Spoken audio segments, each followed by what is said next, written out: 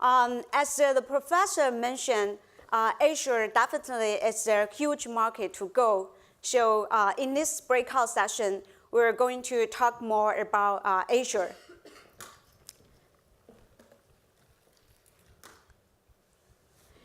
So as you may know, there's more people living in Asia than in the rest of the world. And nearly half of the internet population are based in Asia, and this number will only grow in the coming years. When it comes to mobile usage, Asia is actually a front runner. I got a question for you. So take a guess, how many phone connections are there in Asia? Anybody? We can throw Answer? the mic out again.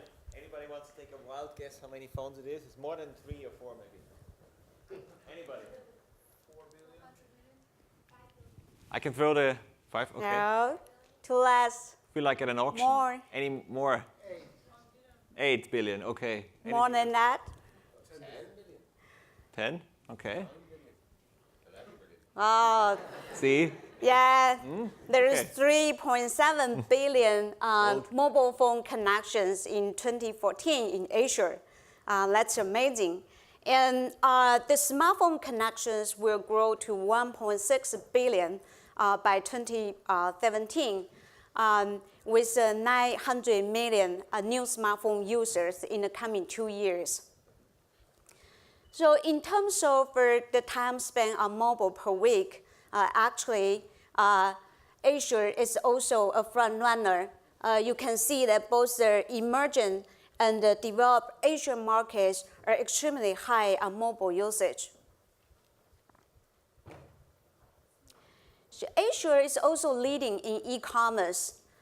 So from this chart, you can see that actually Asia is going to overtake North America as the #1 e-commerce region this year, with expected over 568 billion US dollar e-commerce business. Looking at the cross-border trade, it's very interesting to see that Europe's export to Asia is showing very high growth. Actually, the export to Asia are already bigger than export to North America at this point. This is their study about the digital evolution in Asia. You can see 2 clusters of markets in this bubble chart. On the top left, there's more mature markets like Japan, South Korea, Hong Kong, and Singapore with high digital readiness and high per capita market demand, but a slower growth rate. On the bottom right, you can see this is markets from small to medium per capita market demand, but with very intensive growth. Actually, there's a big opportunity in both 2 clusters. Unfortunately, we don't have enough time to discuss every market in detail in our short breakout session, but we will take a closer look into the fast developing markets like Greater China and Southeast Asia in the next sessions because we believe that their high growth will provide huge export opportunities in the coming years. So I will pass over to my colleague, Pris, who is our export advisor for Greater China. Pris. Thanks, Landy. Hi, everyone. My name is Pris, and like Landy mentioned, I am export advisor for the Chinese market, which means that I go and help Chinese companies with their internationalization plans. And as you guys probably have noticed, there's quite a few Chinese clients actually at the summit this time as well. So I hope you guys already have found the opportunity to connect with them because they have really interesting stories to share about their export businesses. So like Landy mentioned, the fast developing markets are really where it's going to happen in the upcoming years. And of course, one of the most exciting, if not the most exciting market in the region is China. So I'm really happy for me, myself, that I moved to China 4 years ago, and I've been part of this evolution ever since. So Here you see two pictures of November 11th in China. And what you can see is heaps and heaps of packages lying around. And what happened on that day is so many orders were made, and logistics and delivery companies were all running in overdrive. Does anybody know what happened on November 11th? Yes and no. Alibaba happened, but what was the special occasion? Yeah, exactly. This phenomenon is called Singles Day. So Singles Day is a celebration of people who are still single, and it comes from the connection with the numbers 1. So as you can see, 11 November is 1-1-1-1. So because of this numbers 1, there's a special celebration for people who are still single, and this is a festival that has become really popular, especially among the younger crowd in China. And next to the Chinese people celebrating this with holding parties and dinners and maybe going to the KTV to sing karaoke, this has become the largest online shopping festival worldwide. And you mentioned Alibaba, that's correct. Actually, Alibaba in 2014 had a record level sales on this day with over $9.3 billion clocked for their e-commerce revenue, which is a huge amount. And actually, it's bigger than Black Friday and Cyber Monday combined in all of the US. So that kind of gives you an indication of the scale of this kind of phenomenon. So Alibaba, I guess most of you guys are familiar with the company, is one of China's largest e-commerce players, offering platforms in B2B, business to business, B2C, business to consumer, and C2C, consumer to consumer space. It was founded by Jack Ma in 1999 and started off with a business-to-business platform, offering an option to connect Chinese manufacturers with the buyers overseas. It later then launched several different platforms, such as Taobao, which is a consumer-to-consumer market space, and AliExpress, which is the business-to-consumer one. So on Singles Day in 2014, they did something really special. They targeted globally, and actually consumers bought from more than 200 countries in the world, and more than 27,000 brands and merchants actually participated in this action, amongst which were ASOS, and also Desigual and North Face. So another thing that was really a great achievement is that out of the revenue that was generated, more than 40% of the sales actually came from mobile. And this is something that's been resonating all throughout this summit, that mobile really is booming, and Asia is one of those regions where you can't just go around mobile. It's really happening, and 40% of the GMV is really a big achievement. So China has a large population, as you guys know. 1 out of 5 people on the planet is Chinese, right? But actually, it already also has the largest e-commerce retail sales worldwide. So last year, it had 426 billion in retail e-commerce sales, which is quite considerably larger already than the US market. So in a few years' time, almost 75% of all of the e-commerce dollars that are spent in Asia are going to be coming from China. And maybe even more impressive, in 2018, 40% of all the online sales generated worldwide is expected to come from China, with over $1 trillion in US dollar revenue. So these numbers are absolutely massive, right? So when you talk about the Chinese markets, there's actually different markets to take into consideration. So there's mainland China, there's Hong Kong and Taiwan, and those three together make up what we call Greater China.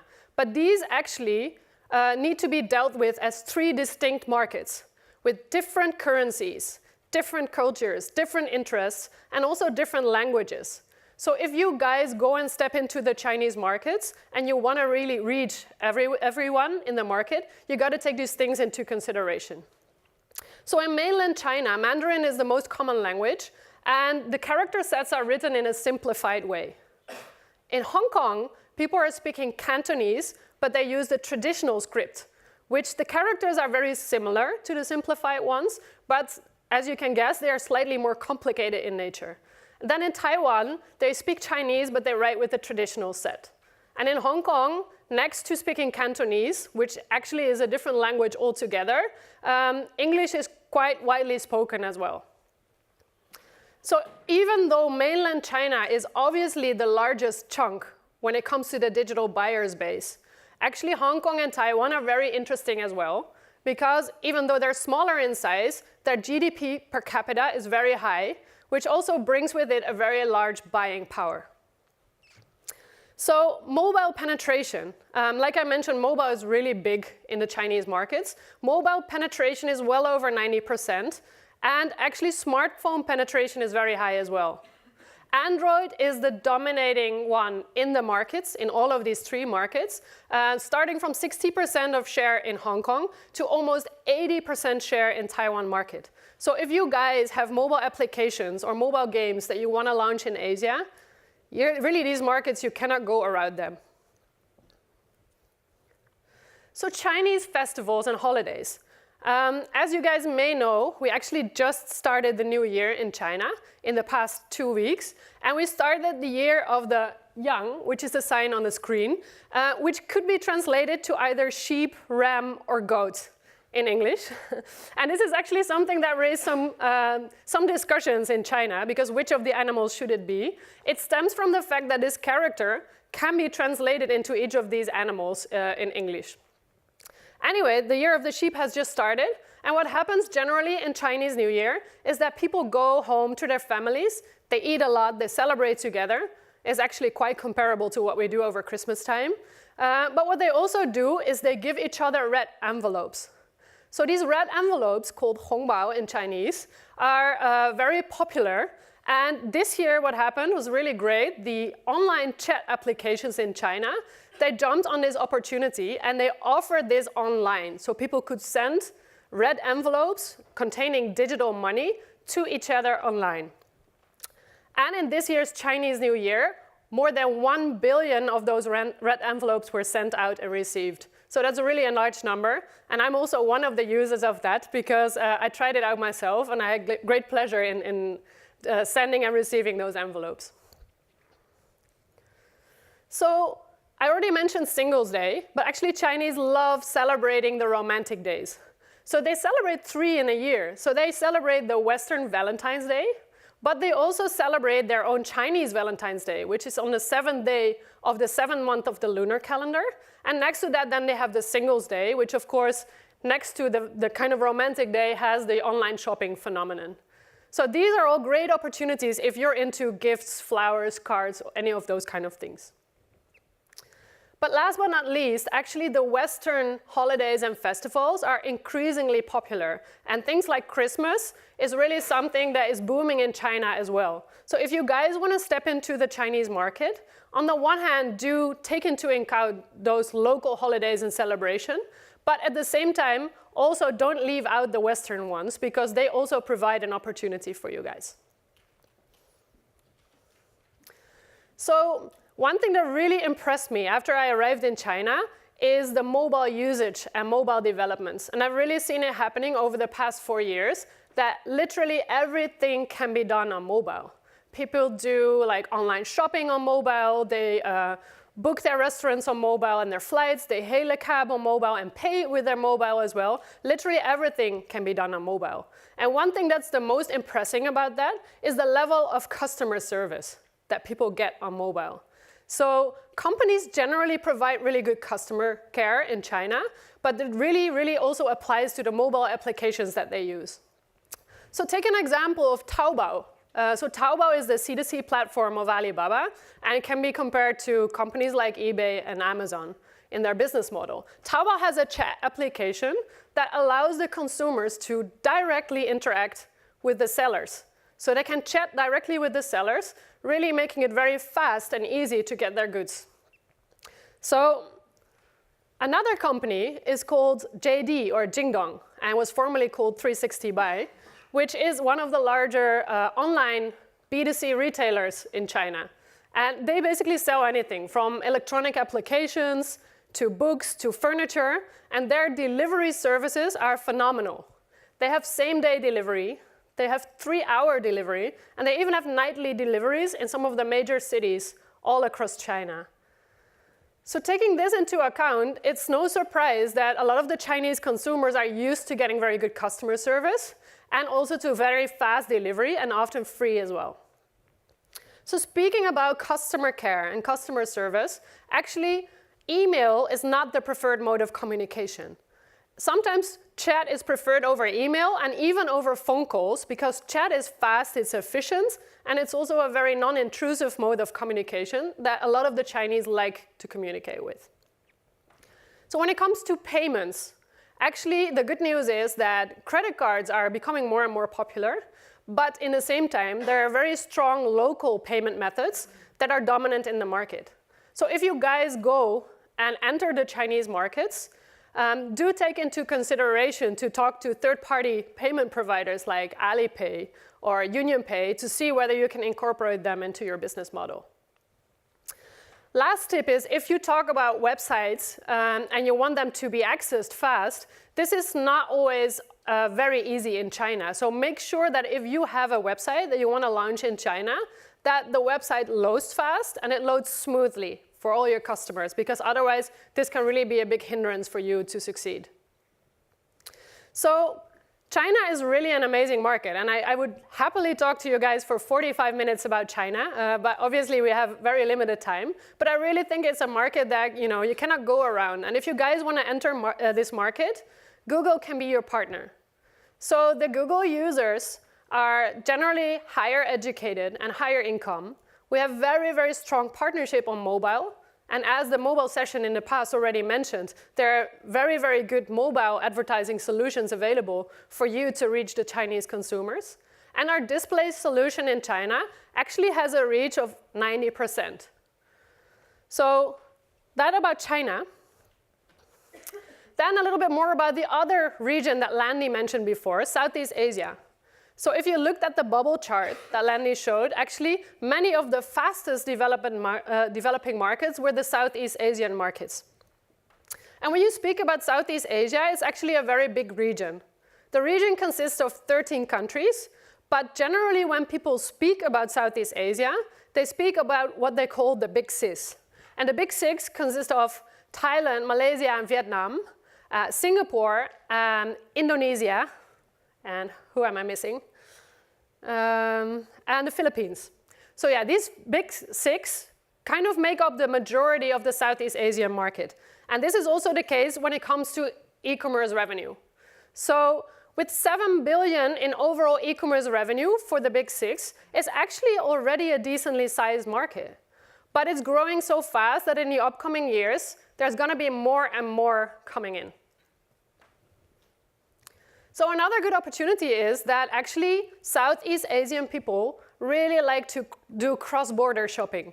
So for example, in Singapore, 55% of the online shoppers actually buys from overseas countries. And in Malaysia, 40% of the online shoppers buys from abroad. So they're very used to buying from abroad. But if you look at the breakdown of the countries they are buying from, they primarily buy from US, followed by China. So there's a huge opportunity for you guys as European companies to step in and take a bigger chip of this market share. So Southeast Asia is also culturally very diverse. There's lots of different ethnic backgrounds, different languages, and also different religions, which makes it a very exciting and yet sometimes complicated region to target and to do your marketing efforts for. So for example, Southeast Asia has a very large Chinese population in countries such as Malaysia and in Singapore. It also has a large Islamic population, but in the same time, there are many Buddhists, Hindus, Christians, etc. as well. So if you enter those markets and you really want to do a full-fledged approach, you really need to make sure that you target all these parts of the society. So a really good example of this is Muda, which is the largest classified site in Malaysia. And they do a really good job really taking into account all the people living in Malaysia. So they just launched a promotion campaign called Spring Cleaning, which was themed around the Chinese New Year.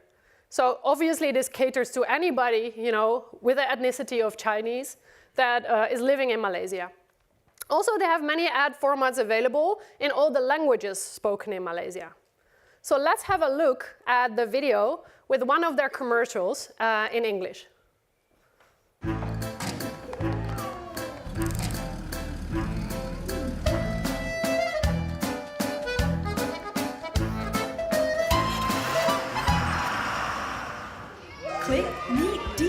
Malaysia's largest marketplace. Sell or buy on mudah.my now. So this, the English version, is also available in Chinese and in Malay. So they do a really good job to making sure they can target all of the Malaysian nation. Then payment methods. This is always a difficult one, and Southeast Asia in particular is very fragmented. So credit cards are used widely in countries like Singapore and Malaysia, but in most of the other Southeast Asian nations, they're not used so widely. And actually, bank transfers remain the most common method of payment. In addition to that, actually, cash on delivery is still a very important method of payment as well. So this is something to keep in mind if you guys are opening shop or exporting your goods or services to Southeast Asia. Try to get some of those local payment methods on board as well. Another thing to note is that sellers, when they come online in these regions, maybe small to medium-sized companies from the Southeast Asian countries themselves, they generally choose a marketplace to actually host their goods and sell them online for various reasons. But payment methods is one of the reasons that they don't have the options to have payment methods, and the marketplace can take care of that. But other reasons are that they don't have the digital know-how, and the infrastructure is kind of difficult for them to operate. So lots of these local companies, they go in the marketplace space. So many of Southeast Asian online users are very new to the internet. So what you see here is a chart showing you the percentage of online users who only came on the internet in the last 5 years. And several markets are very high in that percentage, but Indonesia really jumps out. 4 out of 5 users came online only in the past 5 years. So they're very, very new to the internet. This also ties in to another thing, which is that they're very, very young. So do we have the Android here? Yeah. So does anybody know the percentage of the population in the Philippines that's under 25 years old? You need help? I'll throw the Yeah, Android. you throw it. Anybody? Oh, that's it, no. Any guess? 55. Wow, I'm just gonna pull it up. It's 53, so that's really, really close. Yeah, so that's a very large percentage. More than half of their population is under 25 years old. It's a very young population. They're just getting online, so everything is happening for them now. Several numbers are there for Malaysia, Indonesia, and Vietnam. You can compare it to a mature market like Germany, where the number of people under 25 years old, or the percentage, sorry, is 24%.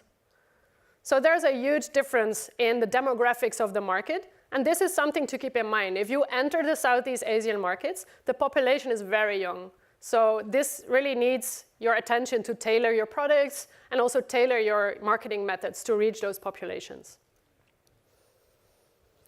So Google can help you reach all your customers in Southeast Asia. So we are the #1 search engine in the region, which has really, really good market share for all of Google's search. But actually, the display network has an even larger reach. This is not very surprising because people who are just getting online, they may not have started searching proactively a lot yet, but they're browsing websites, right? So the display network has reach of like 85 to 90 or 95%. So how do these reach numbers in the big 6 actually translate into absolute numbers of users? So if you have a look at that, actually because the very large population, Indonesia really jumps out. And you can see that over 15 million of people can be reached on search, and over 20 million people can be reached on the display network. And with the large population in Indonesia and a very fast growth rate, this is really one of the markets to watch out for. So I'm now going to hand over to my colleague Daan, who will talk you guys through one of the key strategic verticals in the Southeast Asian market, and will then give a little bit more in-depth information about 2 of the really top growing markets.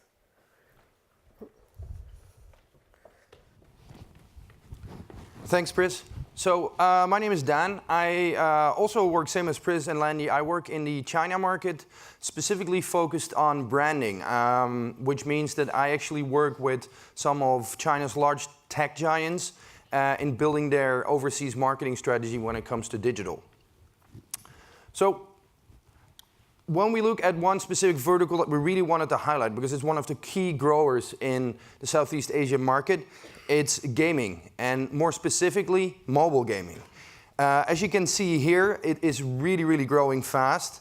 But even more interesting is that the average revenue per paying user, or ARPPU, is also really high. And if you look at a market like Singapore, that might make sense. It's a very mature market already. A lot of people have credit cards and so on.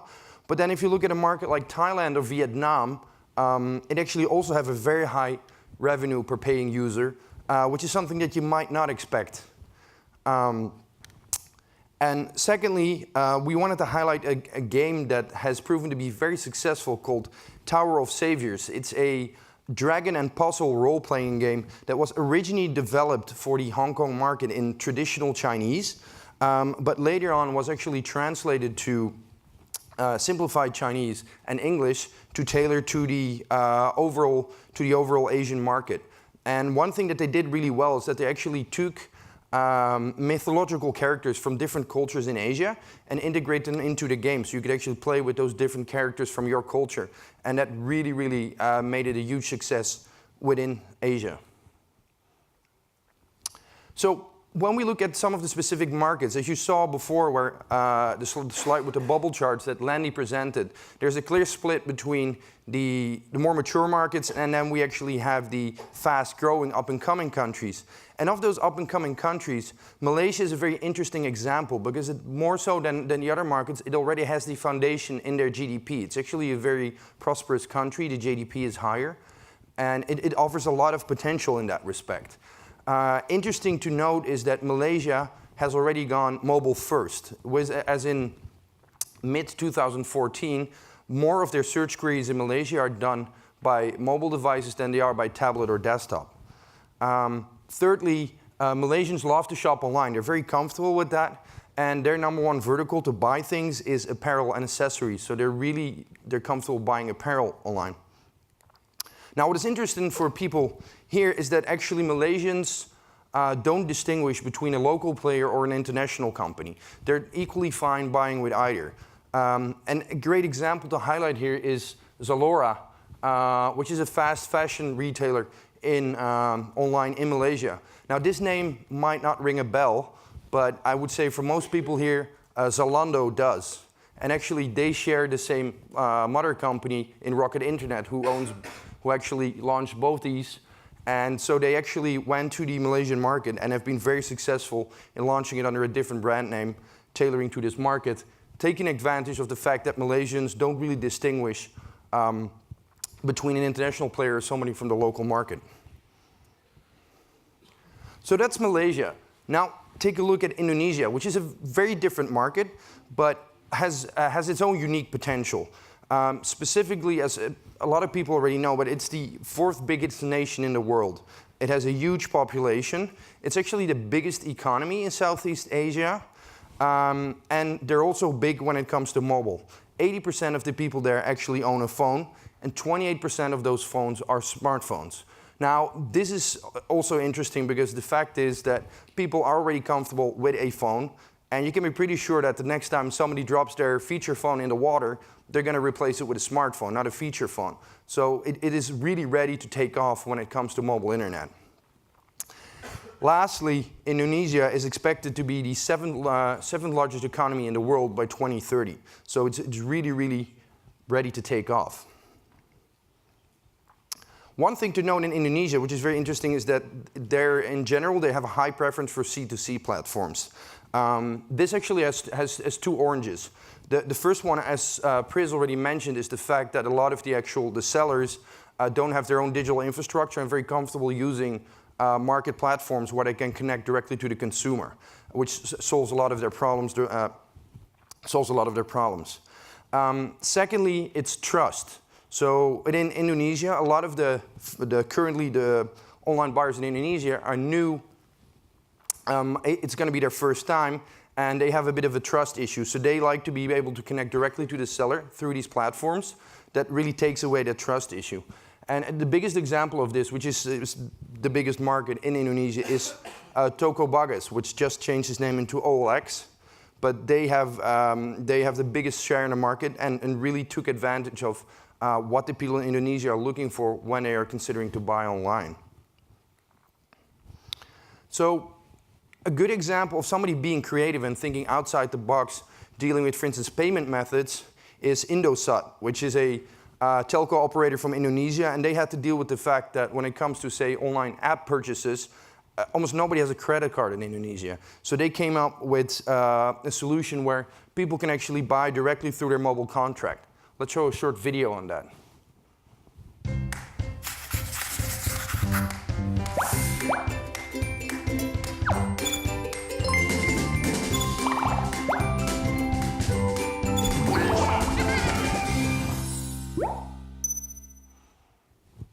So they really open a world of potential here in Indonesia where so many people already have smartphones and mobile phones for such a large population, but they were really trying to figure out how can we get people to start buying and spend money. And through this direct contract billing, so there was no credit card required or anything, it would be billed to your overall mobile phone bill, which really, really took off. So, to round it off, we actually wanted to give you guys some tips. We hope that we managed to inspire you with this short highlight of Southeast Asia and overall the Asian market. Of course, with the limited time, we had to pick certain countries, but we hope that we really inspired you to show what the economic potential is and to think about your business in the market. So to give you some tips onto how to actually be successful in the Asian market. First of all, something we wanted to highlight is think outside the box. A lot of people see the markets as somewhat underdeveloped or up and coming, but that also means that actually these markets can come up with different solutions or completely reinvent the market. And a great example of this are two mobile phone manufacturers, Honor and Xiaomi. Honor is actually owned by Huawei, which is one of the biggest Chinese smartphone manufacturers. Next to that, you have Xiaomi. Both of these companies had a completely different strategy where they say, I want to cut out the middleman. We're going to do direct. So we're actually going to sell directly to the consumer through a website. We don't do any deals with telecom operators. And we're going to build more or less artificial demand. So we use hunger marketing. What they do is they actually launch really cheap products with really good value for money, but then in a very limited amount for the first launch. So there's a really high demand, and everybody's trying to struggle to get hold of one. And that really creates this buzz around their products. And both of them have been very successful in Asia and tackling this market, really trying a completely different approach to a lot of the traditional markets like the US and Europe. Secondly, localize beyond language, really tap into the culture.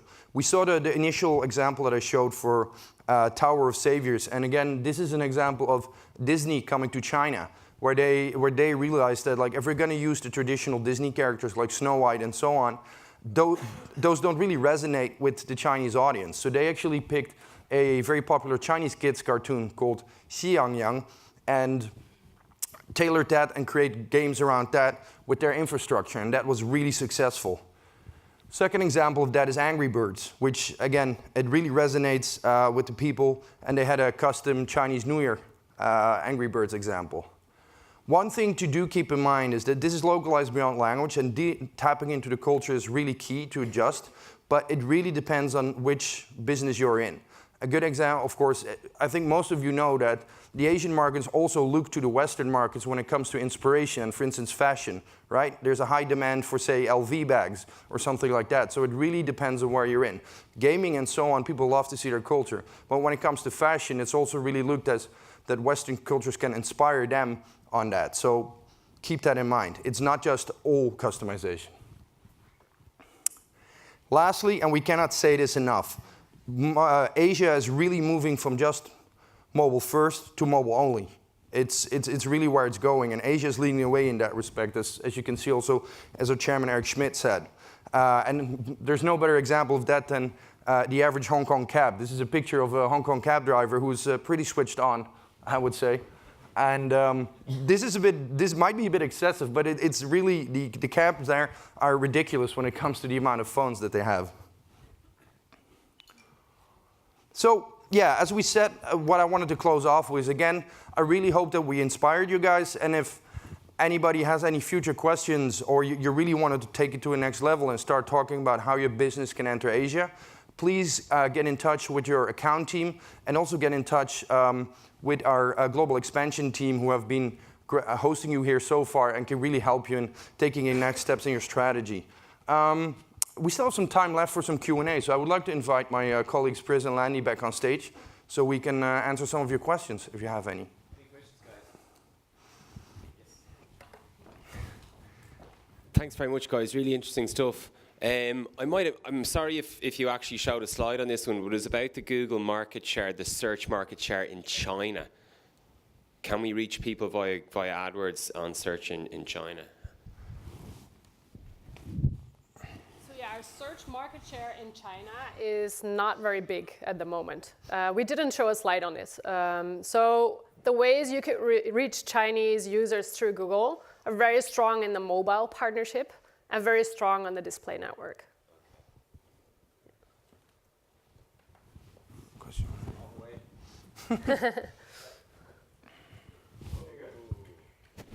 Hello?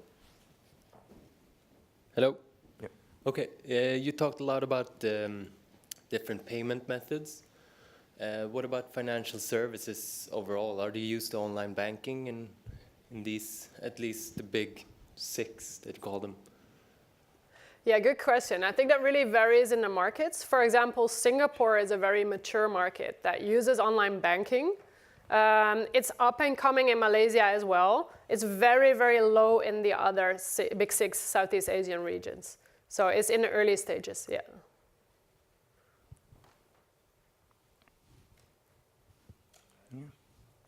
No more questions? Oh, here's one. Two. Oops.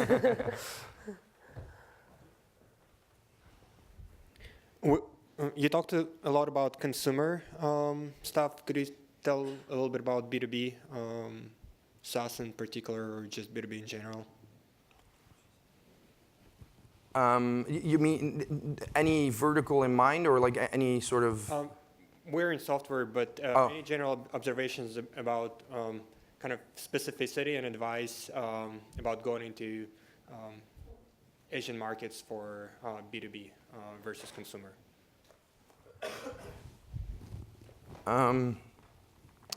Well, yeah, it does warrant a very different approach. Again, like it's a little bit tricky because we have so many different markets, but I would say like B2C is definitely the first one to come online in these markets, where B2B is still behind in that respect.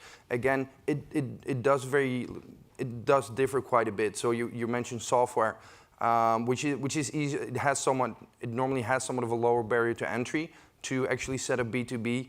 And we've also seen examples, for instance, where heavy machinery works very well online, interestingly enough. So you see people actually ordering huge cranes online without actually seeing the thing in real life. So it's a funny example because you wouldn't think of that sort of thing. But again, as we said before, when it comes to Asia, although it's up and coming, it's also a chance to really reinvent the market and the way you do business. So for a lot of these markets, there's inconvenience, right? It's some of the stuff that people might need if you have very specific software. It might not be available domestically, and then people are much more open to actually finding a solution online. So in that respect, a lot of the Asian markets are very pragmatic, so it definitely offers potential.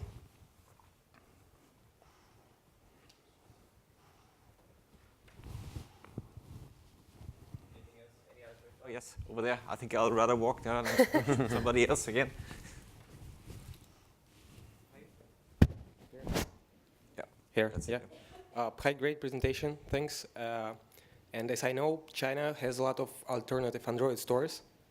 And could you share the details on the share of Google Play Store in China in terms of Android stores? Thanks. Landy? Sorry, could you repeat the question? So it was about the market share for Android Play Store in China, correct? Yes. Okay, that's a very short answer. At this moment, the Android Play Store is not available in China. Sorry? No Google Play in China? No. No Google Play. Yeah. Yeah. Yeah.